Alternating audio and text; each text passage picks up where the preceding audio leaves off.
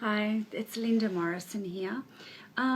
It just occurred to me the other day that perhaps you guys don't know a lot about my specific story. I've blogged a little about it, but not a huge amount. So I'm just going to let you know. I suppose sometimes the perception when you may see body shots of me is that I don't or have not struggled with parts of my health.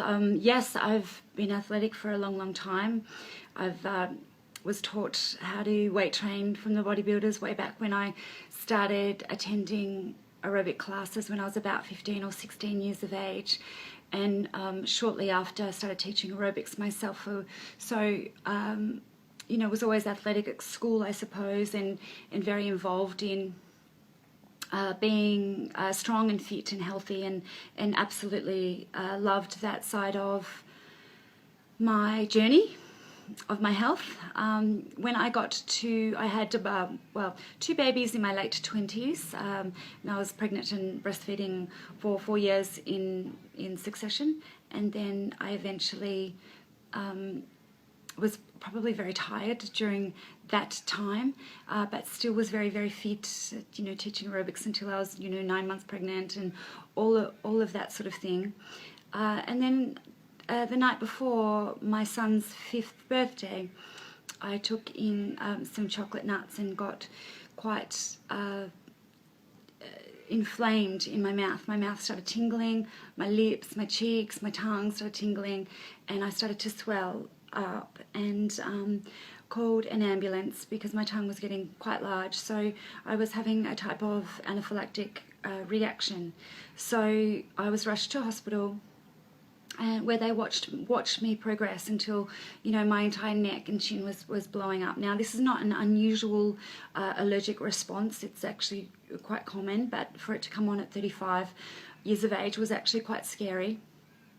And I subsequently had 10 of these episodes where I required assistance from emergency to keep my airways open over 12 months. So it was a very scary time. I then sat through a battery of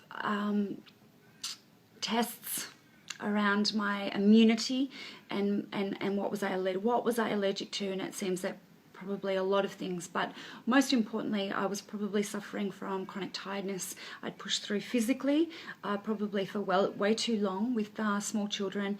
I was fit. I could probably do an awesome job at running a race, but I wasn't well, and I certainly didn't know exactly what was making me sick with these episodes. So it was quite a scary time. I now avoid the foods that we think make me sick, but I stay very strong and true to my staying strong with my immunity. So I sleep well, and I try to stay away from allergens and toxins and things that I know make me sick. So those are food and alcohol. So what am I allergic to? This is the boring list, and I don't purport to putting first what's wrong with me, but things like wheat and gluten and nuts and the preservatives called 220, so things that preserve dried fruits and wines and things like that are really not good for me. So I stay away from all of those types of foods, but then I honour all the practice in and around me being unbelievably healthy. And yes, I train adequately, physically train adequately, but I don't overtrain anymore, and I keep as well as possible. So that's a little bit about my journey. It's very important for me to stay injury and illness free so I can be as productive as possible, so I can continue to coach you guys across the world and stay present for my gorgeous children. So it's a little bit about me. If you'd like to share your journey with me, I would love that too. And sometimes packages are not all they're cracked up to be, so you can look pretty darn healthy on the outside but not be functioning all that well on the inside, and you really need to listen into all of those messages that your body is so cleverly telling you. I'm Linda Morrison. If you feel you'd like to get on a strategy session with me, I would love to Skype or talk to you over the phone.